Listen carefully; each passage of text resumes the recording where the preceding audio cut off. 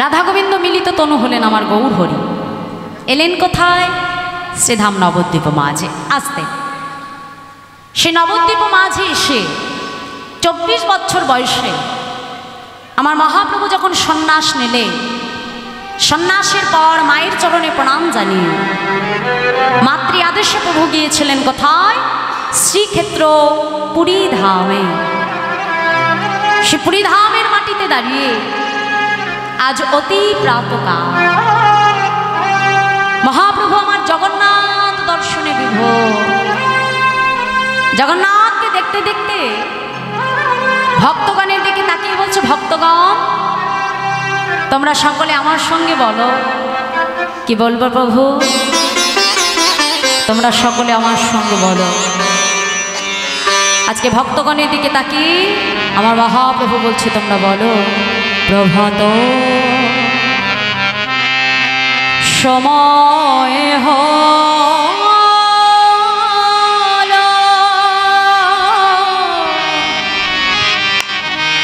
কৃষ্ণ কৃষ্ণ বল, প্রভাত সময় হল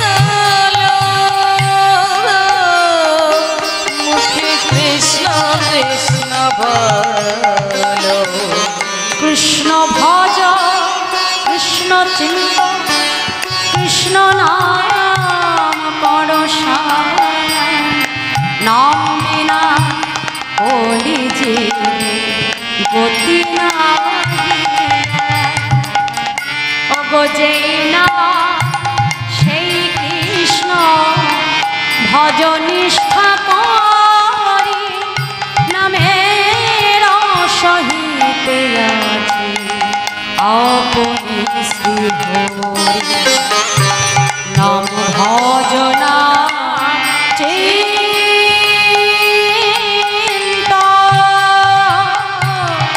নাম করস। হরি বল হরি বল হরি বল হরি বল হরি বল হরি বল হরি বল হরি বল হরি বল।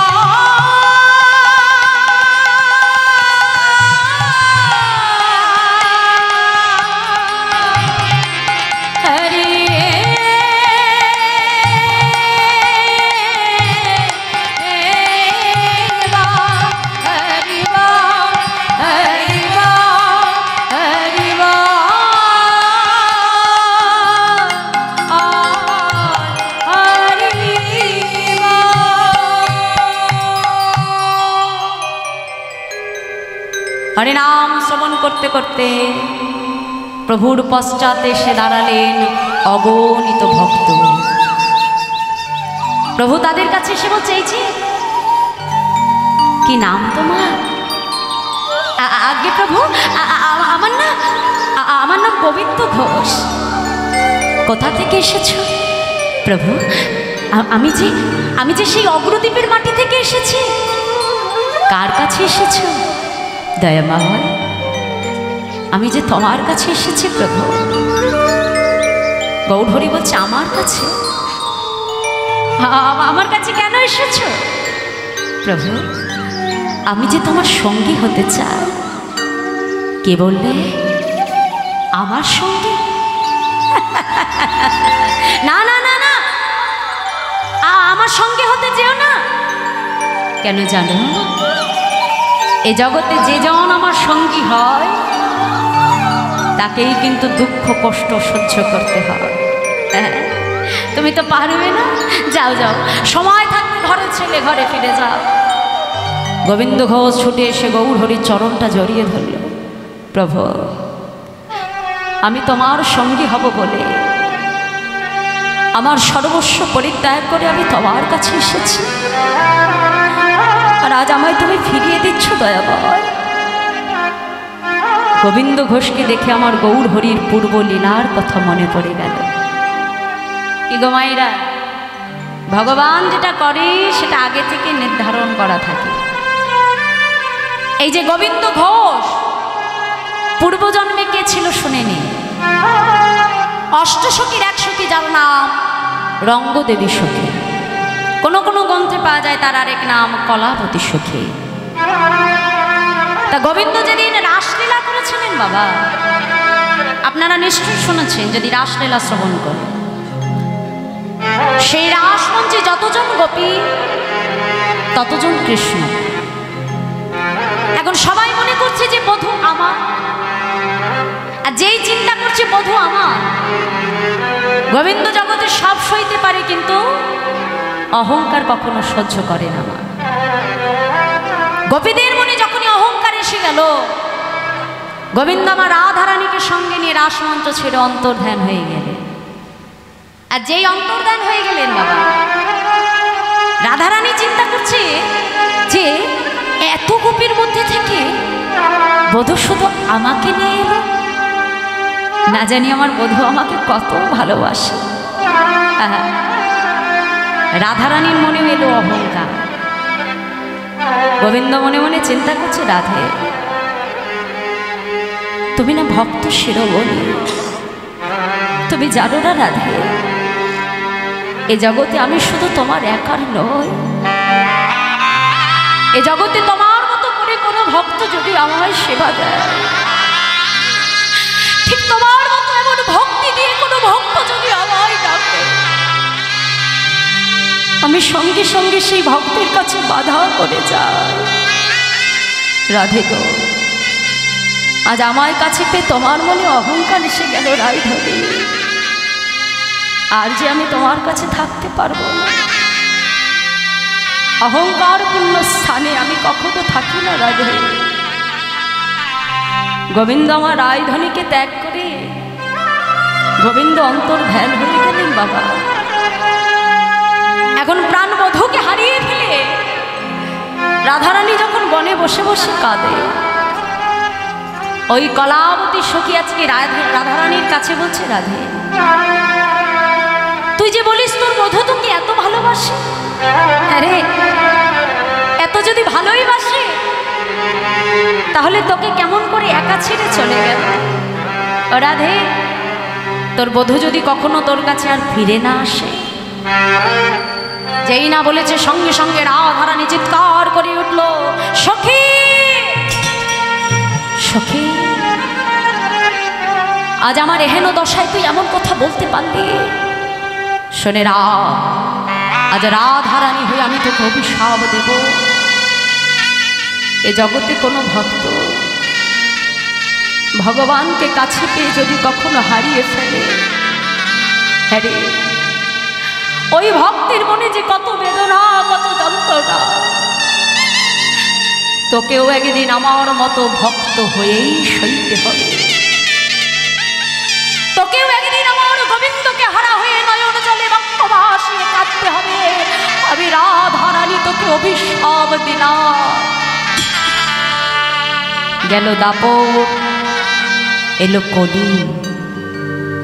এই কলিযুগে সেই রঙ্গদেবী সখী হলেন ভক্ত গোবিন্দ ঘোষ।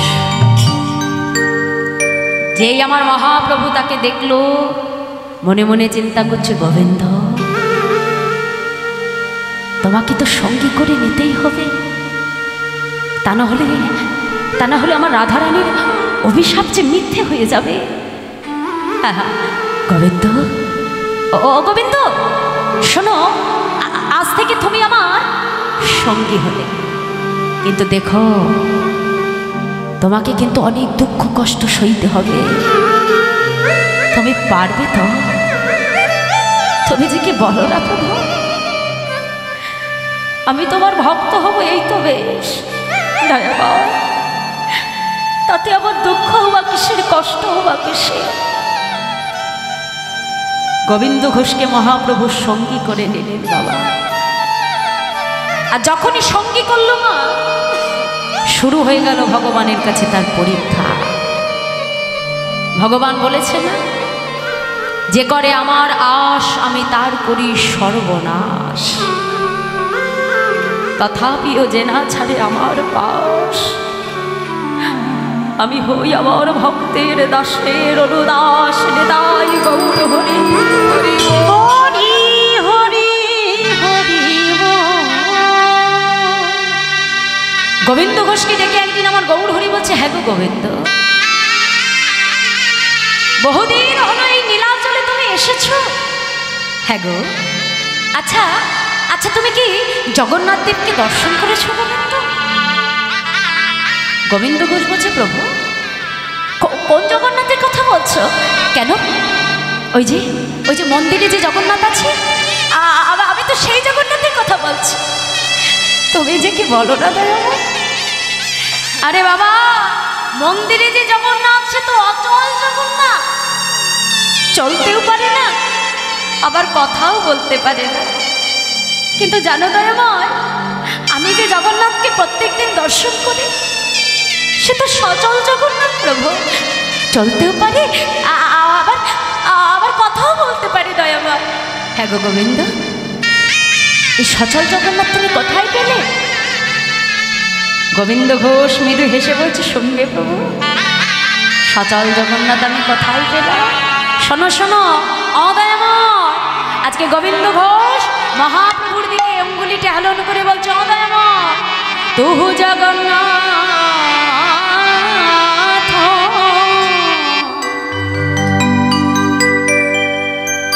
এই জগতে কাহা অসে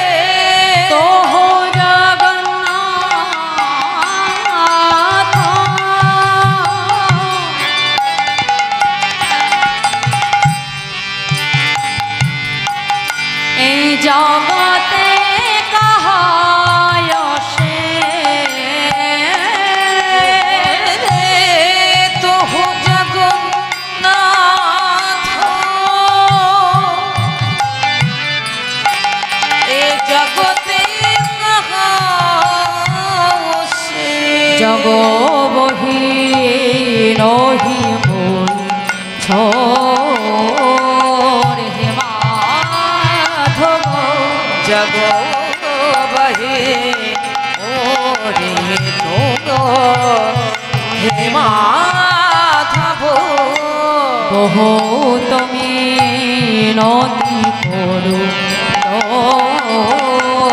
হে মাধব, আরে বহু তুমি নদী করু হে মাধব, দেয় তুলসী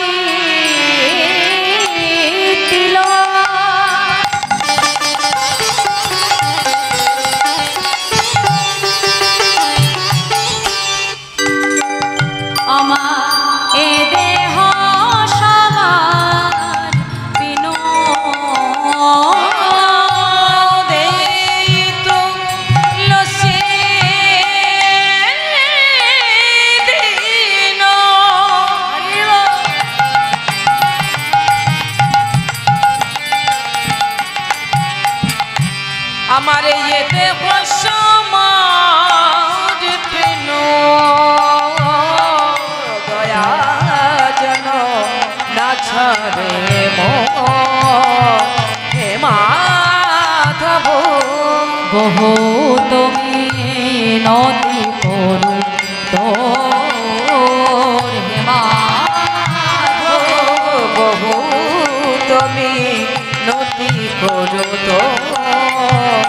হে মাধব, প্রভু আমি ওই চরণে সব সপিলাম, ওই চরণে সব সপিলাম, প্রভু আমি ওই চরণে সব সপিলাম, ওই চরণে সব সপিলাম, আমার জাতি কুলমা লজ্জা ধৈরা ওই চরণে সব সপিলাম, আমার জাতি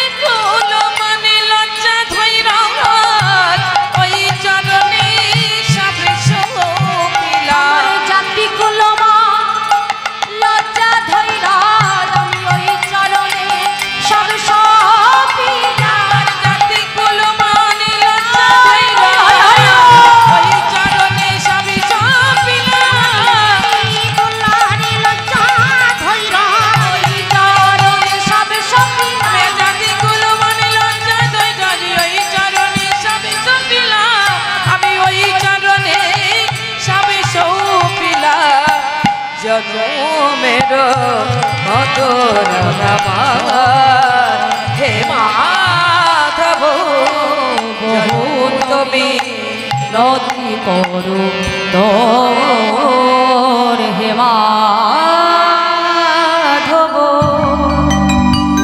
তাই আজ যেই না আমার গোবিন্দ ঘোষ মহাপ্রভুর চরণে ধরে বলছে দয়াময়, তুমি হলে জগন্নাথ, তুমি হলে মাধব, আর তুমি হলে সেই শ্রীকৃষ্ণ চৈতন্য মহাপ্রভু। যেই না বলেছে আমার মহাপ্রভু মৃদু মৃদু হাসছে। গোবিন্দ ঘোষকে ডেকে বলল, গোবিন্দ শোনো, আজ আমার মনে একটু তীর্থ ভ্রমণের বাসনা হয়েছে। হ্যাঁ গো গোবিন্দ, তুমি কি আমার সঙ্গে যাবে? তা ভগবান যেখানে ভক্ত তো সেখানে মা, তাই না? তাহলে আজকে আমার গৌর হরি তীর্থ ভ্রমণে যাবে।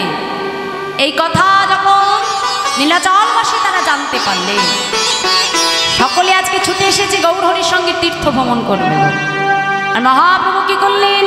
সকল ভক্তকে সঙ্গে করে আজ তীর্থ ভ্রমণের উদ্দেশ্যে আমার মহাপ্রভু বাহির। সকল ভক্তবৃন্দকে ডেকে বলছি, তোমরা সকলে আমার সঙ্গে বলো। কি বলবো প্রভু? তোমরা কৃষ্ণ কৃষ্ণ বলো মুখে, তোমরা কৃষ্ণ কৃষ্ণ বলো মুখে, তোমরা কৃষ্ণ কৃষ্ণ বলো মুখে, কৃষ্ণ কৃষ্ণ বলো মুখে, নামে বুক ভরে যায় অভাব মেটায়, নামে বুক ভরে যায় অভাব মিটায়, নামে বুক ভরে যায় অভাব মিটায়, নামে বুক ভরে যায় অভাব মিটায়, আমার জাগায় মন। কি বলছি? তোমরা কৃষ্ণ কৃষ্ণ বলো মুখে, নামে বুক ভরে যায় অভাব মেটায়। এই হরিনাম যখন আমরা বদনি করি মা, তাহলে দেখবে আমাদের মধ্যে কিন্তু কারোর কোনো দুঃখ কষ্ট থাকে না। থাকে কি? এই যে এতক্ষণ আমরা হরিনাম শুনবো, দেখবে আমাদের মধ্যে কোনো দুঃখ কষ্ট থাকে না। যেই আমরা এখান থেকে সংসারে ফিরে যাব, সঙ্গে সঙ্গে দুঃখ কষ্ট আমাদেরকে গ্রাস করে নেবে, তাই না? রাধে। তাই কি বলছি? নামে বুক ভরে যায় অভাব মেটায়। আজকে মহাপ্রভু সকল নদেবাসীকে, নীলাচলবাসীকে সঙ্গে নিয়ে তীর্থ ভ্রমণের উদ্দেশ্যে ছুটে যাচ্ছে। আর কি বলছি? তোমরা কৃষ্ণ কৃষ্ণ বলো মুখে, তোমরা কৃষ্ণ কৃষ্ণ বলো মুখে, তোমরা কৃষ্ণ কৃষ্ণ বলো মুখে, তোমরা কৃষ্ণ কৃষ্ণ বলো মুখে, নামে বুক ভরে যায় অভাব মেটায়, নামে বুক ভরে যায় অভাব মিটায়, নামে বুক ভরে যায় অভাব মেটায়, নামে বুক ভরে যায় অভাব মিটায়, অভাব জাগায় মহা সুখে। তোমরা কৃষ্ণ গৌর হরি হরি বল। তোমরা কৃষ্ণ কৃষ্ণ বলো মুখে, তোমরা কৃষ্ণ কৃষ্ণ বলো মুখে, কৃষ্ণ কৃষ্ণ বলো মুখে। তাহলে আজকে ভক্তবৃন্দকে সঙ্গে লয়ে আমার প্রভু তীর্থ ভ্রমণের উদ্দেশ্য বাহির হল। তাহলে ছুটতে ছুটতে প্রভু এলেন কোথায়? আজকে অগণিত ভক্তকে সঙ্গে লয়ে, হ্যাঁ, ছুটতে ছুটতে প্রভু চলেছে। তা ভক্তবৃন্দকে যেতে যেতে বলছে, আচ্ছা গোবিন্দ ঘোষকে পথের মধ্যে হঠাৎ করে ডাক দিয়েছে, গোবিন্দ বলো আমরা কোথায় এলাম? শোনো, আজ আমরা আর বেশি দূরে যাবো না, এখানেই বিশ্রাম করব। যাও, তুমি সকল ভক্তের সেবার আয়োজন করো। তা গোবিন্দ ঘোষ দেখছি বাবা, যে প্রভু যেমন সন্ন্যাসী, তার কাছে যেমন কিছু নেই, তাহলে আমিও তো সন্ন্যাসী, আমার কাছেও তো কিছু নেই। যে শূন্য হাতে এত ভক্তকে সেবা দেব কেমন করে? হ্যাঁ, কেমন করে হবে এত ভক্তের সেবা? কথায় বলে, ভাবছো কিসে চলবে কিসে তুমি ভাববার কে? যার ভাবনা সেই তো ভাবে জীবী, তুমি ভাবো তাকে। নেতাই গৌর হরি বল হরি হরি বল হরি বল। ভগবান তো আমাদের জন্য আগে থেকে চিন্তা করে রেখেছে মা, তাই না? আমরা অনেক রকম চিন্তা ভাবনা করি, কিন্তু আমাদের ইচ্ছে মতো কিছুই ঘটে না বাবা। আজকে আমার প্রভু যখন এসেছে, শুনেছে সকল ভক্ত, যার যেটুকু সামর্থ্য তারা কিছু না কিছু নিয়ে তারা গৌর দর্শনে ছুটে আসে। মহাপ্রভু কি করলেন? গোবিন্দ ঘোষকে ডেকে বলছে, হ্যাঁ গো গোবিন্দ, খুব চিন্তায় পড়েছিলেন না গো, যে এত ভক্ত সেবা হবে কেমন করে। চেয়ে দেখো, ওই দূরে চেয়ে দেখো, যেই বলেছে নাকি সকল ভক্ত মাথায় করে আজকে গৌর দর্শন করতে আসছে কিছু না কিছু। দাঁত দ্রব্য তারা এনেছে বাবা। গোবিন্দ ঘোষ বিলম্ব না করে তাড়াতাড়ি রন্ধন করে আমার গৌর হরিকে সেবা দিল। মহাপ্রভুর সেবা হয়ে গেল। এরপর অগণিত ভক্ত তারা প্রসাদ পেল। এখন সবার যখন প্রসাদ পা হয়ে গেল, সঙ্গে সঙ্গে আমার প্রভু আজকে গোবিন্দ ঘোষের কাছে যে হাতটা বাড়িয়ে দিয়েছে, গোবিন্দ এবার আমাকে দাও। কি দেব প্রভু? এটাও জানো না, সেবার পরে কি লাগে গো? মুখশুদ্ধি গো, মুখশুদ্ধি। প্রভু বেশ বেশ, তুমি একটু অপেক্ষা করো, আমি এক্ষুনি যাব আর আসব। এই বলে 5 ক্রোশ পথ দূরে আজকে মহাপ্রভুর জন্য গোবিন্দ ঘোষ মুখশুদ্ধি ভিক্ষা করতে ছুটেছে। কেমন ভাবে মহাজন বলছে, দেখো দেখো, মুখ শুদ্ধি মাগিবার তরে গোবিন্দ চলিল রে, গোবিন্দ চলিল, মুখ শুদ্ধি মাগিবার তরে গোবিন্দ চলিল, মুখ শুদ্ধি মাগিবার তরে গোবিন্দ চলিল। তুইটি হরিত কি মাগিয়া নিল, তুইতে হরিতকে মাগিয়া দিল, তুইটি হরিত কি মাগিয়া নিল, তুইতে হরিতকে মাগিয়া দিল। মুখ শুদ্ধি দাও নাম, মুখ শুদ্ধি দাও নাম, আজ মুখ শুদ্ধি দাও নাম, মুখ শুদ্ধি দাও নাম রে, আমার মহাপ্রভুর সেবার কাল মুখ শুদ্ধি দাও নাম, আমার মহাপ্রভু সেবার করে মুখ শুদ্ধি দাও নাম রে, আমার মহাপ্রভুর সেবার কাল মুখ শুদ্ধি দাও নাম, আমার মহাপ্রভু সেবার করে মুখ শুদ্ধি দাও নাম রে। তুইটি হরিত কি মাগিয়া নিল, তুইটি হরিতকে মাগিয়া দিল, তুইটি হরিতকে মাগিয়া দিল। তাহলে আজকে কয় ক্রোশ পথ অতিক্রম করেছে মা? 5 ক্রোশ। 5 ক্রোশ পথ দূরে একটা গ্রামের মধ্যে যে দুটো হরিতকি পেয়েছে। তা সেই হরিতকি দুটো নিয়ে যখন আমার গোবিন্দ ঘোষ ফিরে আসছে বাবা, তাহলে যেতে 5 ক্রোশ আর আসতে 5 ক্রোশ, 5 5 কত হলো? 10। তাহলে 10 ক্রোশের পথ তো আর কম দূরের পথ নয়। তা একটা গাছের নিচে যখন বসে বিশ্রাম করছে, গোবিন্দ ঘোষ মনে মনে চিন্তা করছে, আজ তো আমি দুটো হরিতকি পেয়েছি। হ্যাঁ, এই দুটো হরিতকি প্রভুকে দিয়ে কাজ নেই। না জানি কাল আবার কোথায় যে বলবে, গোবিন্দ আমাকে হরিতকি দাও, হ্যাঁ, তখন আমি কোথায় পাবো? প্রভু তো আর জানতে পারছে না যে আমি কি দিয়ে কি করব। একটা প্রভুকে দেব, আর একটা আমি আমার কাছে রেখে দেবো। কাল যখনই চাইবে আমি বাহির করে দেব। কি করলো মা? একটা হরিতকি নিজের কাছে শক্ত করে অঞ্চলে বেঁধে রেখেছে, একটা সঞ্চয় করেছে আর একটা হাতে নিয়েছে, নিয়ে ছুটতে ছুটতে আসছে, গৌর হরি, গৌর হরি, এই নাও, এই নাও প্রভু, আমি তোমার জন্য হরিতকি ভিক্ষা করেছি। মহাপ্রভু কোনো কথাই বলল না। একটা হরিতকি গোবিন্দ ঘোষের কাছ থেকে নিয়ে আমার প্রভু সেবা করলেন। সেবা অন্তে ভক্তবৃন্দকে ডেকে বলছে, ভক্তবৃন্দ চলো, আজ আর বিলম্ব করব না, পুনরায় আমরা তীর্থ ভ্রমণের উদ্দেশ্যে বাহির হব। আবার ভক্তবৃন্দকে সঙ্গে লয়ে পুনরায় প্রভু তীর্থ ভ্রমণে শুরু করলেন। আজকে আগে ছুটে যাচ্ছে আমার চৈতন্য মহাপ্রভু, আর পেছনে আসছে অগণিত ভক্ত। হ্যাঁ, ভক্তবৃন্দকে সঙ্গে লয়ে আজকে মহাপ্রভু চলেছে তীর্থ ভ্রমণের উদ্দেশ্য। তা আগে আমার মহাপ্রভু, আর পেছনে অগণিত ভক্ত বদনে গৌর নাম গাইতে গাইতে আসছে প্রভাত কালে। কেমন ভাবে নিজ মনকে গৌর চরণে সমর্পণ করেছে, নিজ মনকে গৌর গোবিন্দ চরণে সমর্পণ করে দিয়ে আজকে মহাপ্রভুর পাছু পাছু ছুটে যাচ্ছে তীর্থ ভ্রমণ করবে। বৈষ্ণব মহাজন লীলার এক পাশে দাঁড়িয়ে তিনি পদাবলিতে কলম রাখেন। কেমন ভাবে যাচ্ছে?